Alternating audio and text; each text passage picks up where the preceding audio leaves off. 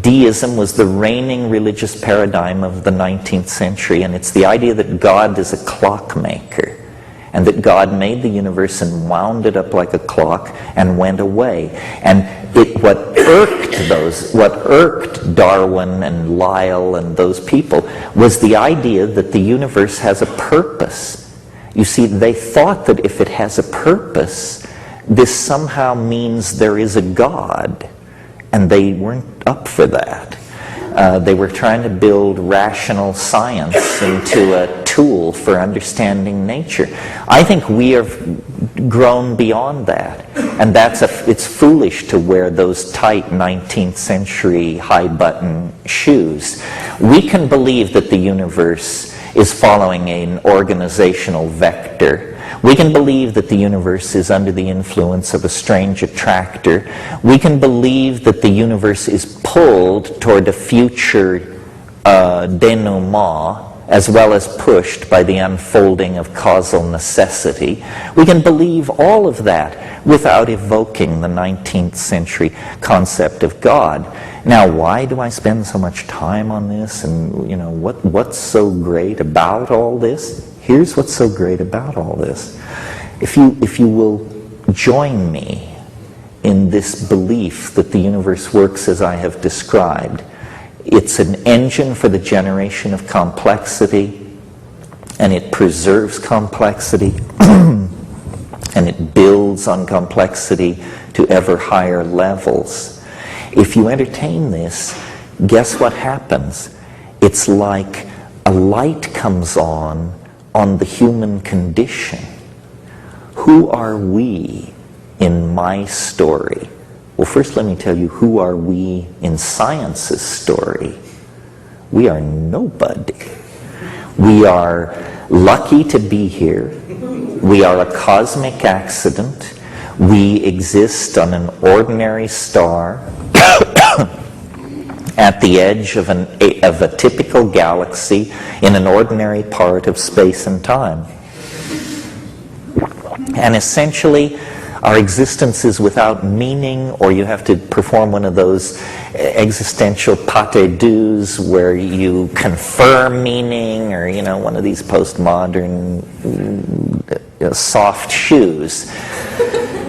But if I'm right, that the universe has an appetite for novelty, then we are the apple of its eye.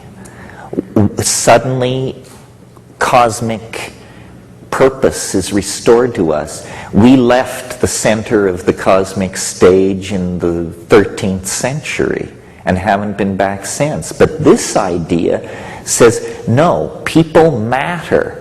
You are the cutting edge of a 13-billion-year-old process of defining novelty. Your acts matter. Your thoughts matter. Your purpose, to add to the complexity.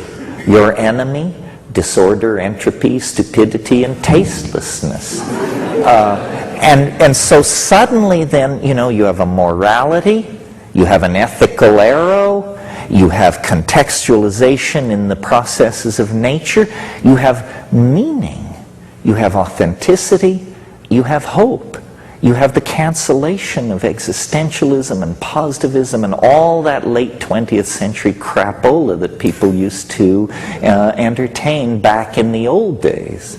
So that's why I am so keen for the idea of novelty, because it seems self-evident. And, we can argue about whether the eschaton will arrive in 2000 or 2012 or 3000. But I cannot believe that there is anybody in this room tonight that the hardest thing to imagine is human history going on for hundreds and hundreds and hundreds and hundreds of more years. That's impossible. We see around us the processes that make of history a self-limited game. The clock's ticking, folks. You think we can do gene splicing and internet and psychedelic drugs and manipulation of our genetic material and star flight and atom antimatter and quantum teleportation and all these things? You can extrapolate that 500 years into the future? Don't be ridiculous. No, history is some kind of a phase transition. It only lasts about 25,000 years. Some people think that's a long time. Some people think it's a short time. It depends on where you stand. I think of it as snap.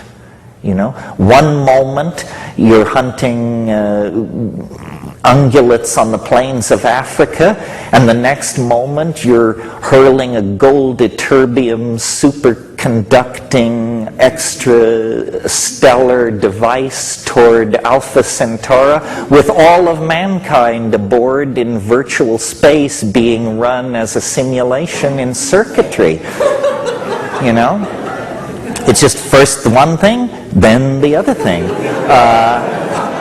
But now history, which lasts 25,000 years, is this weird period where you're neither fish nor fowl. You know, you're not the hunting ape anymore, but you are not yet the 16-dimensional digital god, you know. And in that transition phase, there is confusion, there is angst. But now we're at the end. We have no, I maintain anybody who's peddling angst and peddling pessimism and peddling all this stuff is just, that's so 2 minutes ago.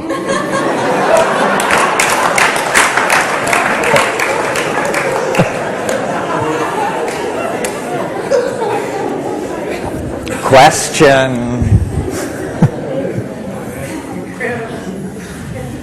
I heard you on the radio being interviewed a while back talking about it's DMT, is that the... That is. And that got me really interested. And you said that it was basically unavailable. From me. Well, is that your question? No. Close. Pardon me? No, I was really wondering, I had interpreted that you had said it was pretty much unavailable, period, and I was wondering if in fact it was available, and if not, I mean, that just sort of renewed my interest in psychedelics, which now you think is the second best choice? Well, first let me say, because it's an... And I'd like to hear maybe just a little more about DMT. Oh, okay. Well, first thing let me say, which is a piece of practical advice, the psychedelic community is cleverly invisible because our choices in gender expression, fashion, so forth and so on, have by crypto osmosis come to dominate the values of the culture. We can no longer tell ourselves from straight people.